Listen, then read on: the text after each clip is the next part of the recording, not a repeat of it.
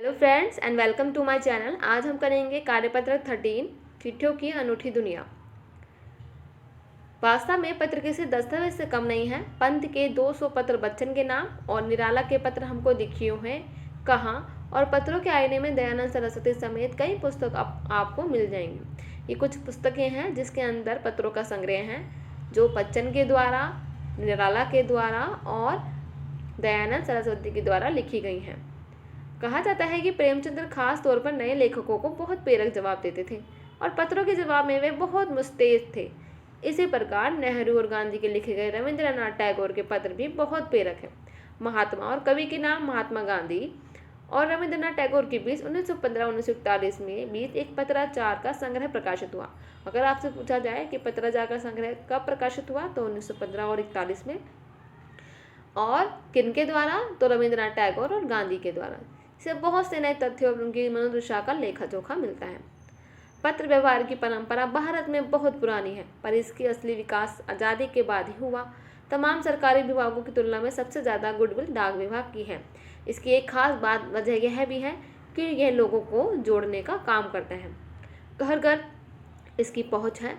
संसार के तमाम उन्नत साधनों के बाद भी चिट्ठी पत्रों की हैसियत बरकरार है। शहरी इलाकों में आलीशान हवेलियाँ हों या फिर झोपड़पट्टियों में रह रहे लोग, दुर्गम जंगलों में घिरे गांव हो या फिर बर्फबारी के बीच जी रहे पहाड़ों के लोग, समुद्र तट पर रह रहे मछुआरे हो या फिर रेगिस्तान की ढूंढियों में रह रहे लोग, आज भी खतों का ही सबसे अधिक बेसब्री से इंतजार करते हैं। एक दो नहीं, करोड़ों लोग खतों और अन्य सेवाओं के लिए रोज भारतीय डाकघरों के दरवाजे तक पहुंचते हैं और इसकी बहुआयामी भूमिका नजर आ रही है। दूर देहात में लोगों गरीब घरों में चूल्हे मनी ऑर्डर अर्थव्यवस्था से ही चलते हैं, और गांव के गरीब बस्तियों में चिट्ठी या मनी ऑर्डर लेकर पहुंचने वाले डाकिया देवदूत के रूप में देखा जाता है। शब्दार्थ: दस्तावेज का अर्थ है प्रमाण पत्र, प्रेरक का अर्थ प्रेरणा देने वाले, मुष्टेद का अर्थ तत्पर, संग्रह का अर्थ जमा करना, प्रकाशित का अर्थ छापना, तथ्यों का अर्थ सच, मनोदशा का अर्थ मन की दशा और लेखा जोखा का अर्थ हिसाब किताब, गुडविल डाक विभाग का अर्थ अनौपचारिक पत्रों का विभाग, उन्नत का अर्थ समृद्ध, आलिशान का अर्थ शानदार, दुर्गम का अर्थ जहाँ पहुँचना कठिन हो, टोंडियों का अर्थ कच्चे मकान की बस्ती और बेसब्री का अर्थ अर्थहीनता। अब गद्यांश के आधार पर निम्नलिखित प्रश्नों के उत्तर दीजिए। इसमें पहला प्रश्न पूछा हुआ है, इस गद्यांश में पत्र पर आधारित किन किन पुस्तकों का जिक्र किया गया है। तो आप लिखेंगे, इस गद्यांश में पत्र पर आधारित निम्नलिखित पुस्तकों का जिक्र किया गया है, जिसमें पहला है पंत के 200 पत्र बच्चन के नाम, निराला के पत्र हमको लिखी हुए हैं कहाँ, और तीसरा पत्रों के आईने में दयानंद सरस्वती। इन पुस्तकों का जिक्र किया गया है। अगला क्वेश्चन, महात्मा और कवि के नाम से किनके बीच का पत्राचार संग्रह के रूप में प्रकाशित हुआ और ये पत्राचार कब हुआ था। आपको बताना है कि महात्मा और कवि के नाम से महात्मा और गांधी और रविंद्रनाथ टैगोर के बीच 1915 और 1941 की पत्राचार का संग्रह प्रकाशित हुआ।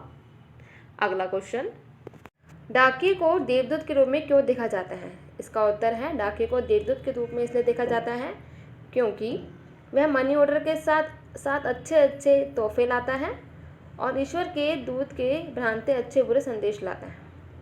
ठीक है, हम इसका उत्तर इसी तरीके से लिखेंगे। अगला क्वेश्चन है कि लोगों को जोड़ने का काम कौन करता है और कैसे। यहाँ उत्तर, तो लोगों को जोड़ने का काम गुडविल डाक विभाग लोगों को जोड़ने का काम करता है और घर घर तक इसकी पहुंच है।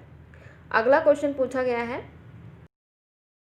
इस पाठ के आधार पर वर्तमान स्थिति के अनुसार लिखिए कि चिट्ठी या पत्रों को लोगों को जोड़ने का काम कैसे करते हैं। तो कैसे करते हैं, पत्र व्यक्ति की स्वयं की हस्तलिपि में होते हैं और जो कि प्रियजन को अधिक संवेदित करते हैं। हम जितने चाहे उतने पत्रों को धरोहर के रूप में समेट कर रख सकते हैं। पत्र लोगों के बीच एक दूसरे का प्यार जताता है और उनके बीच उनकी बात को स्पष्ट करता है। अगर आपको ये चैनल अच्छा लगा हो तो please like and subscribe my channel and धन्यवाद।